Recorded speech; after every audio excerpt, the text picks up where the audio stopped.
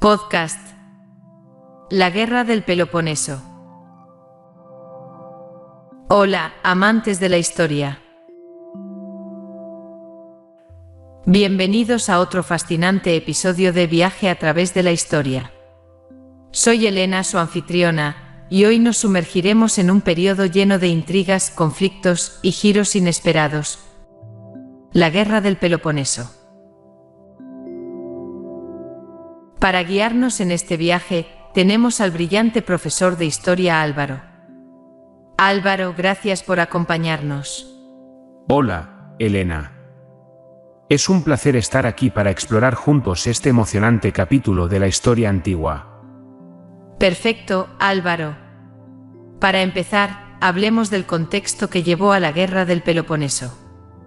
¿Cómo la supremacía ateniense y la formación de la Liga del Peloponeso desencadenaron este conflicto?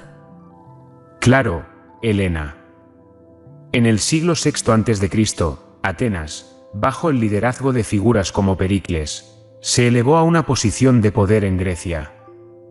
Esto generó desconfianza entre otras polis, especialmente Esparta. En respuesta, Esparta decidió fortalecer la Liga del Peloponeso, formando alianzas con otras ciudades-estado. Fascinante. Ahora, en el año 431 a.C., explota la guerra del Peloponeso.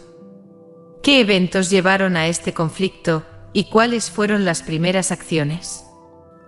La guerra se desató por la intervención de Atenas en la política comercial de Corinto, aliada de Esparta. Pero la raíz del conflicto fue la amenaza imperialista ateniense sobre la Hélade, la comunidad griega de la época. Las tropas espartanas invadieron la península del Ática, llevando a los atenienses a refugiarse tras sus murallas. ¿Cómo afectó la guerra a Atenas, especialmente con la aparición de la peste en el Ática? Durante el verano del año 430 a.C., una devastadora peste golpeó el Ática, cobrando muchas vidas, incluida la de Pericles. Atenas, a pesar de protegerse tras sus murallas, sufrió significativamente. Sin embargo, resistieron gracias a las provisiones de su flota. La guerra del Peloponeso fue un conflicto prolongado, ¿verdad? Sí, Elena. Duró 27 años, con periodos de paz y lucha intercalados. Finalmente, en el año 405 a.C., Esparta, respaldada por los persas, fortaleció su flota y logró una victoria decisiva en la batalla de Egospótamos. ¿Cómo afectó esta derrota a Atenas y a Grecia en general? La derrota marcó la decadencia política, cultural y militar de Atenas. Las polis del Asia Menor volvieron al dominio persa, y las ciudades de la Liga de Delos cayeron bajo el control de Esparta, que se convirtió en la nueva potencia opresora en Grecia.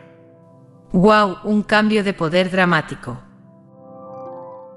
¿Qué consecuencias a largo plazo tuvo la guerra del Peloponeso?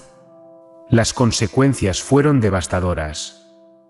La lucha entre Tebas y Esparta sucedió después, profundizando la crisis griega.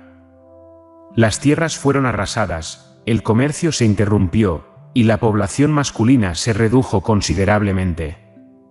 Todo esto preparó el terreno para que Filipo II de Macedonia tomara el control de la región. Impresionante, Álvaro. La historia realmente nos muestra cómo los eventos en una parte del mundo pueden tener repercusiones significativas en toda una región. ¿Qué reflexión nos puedes ofrecer sobre este periodo?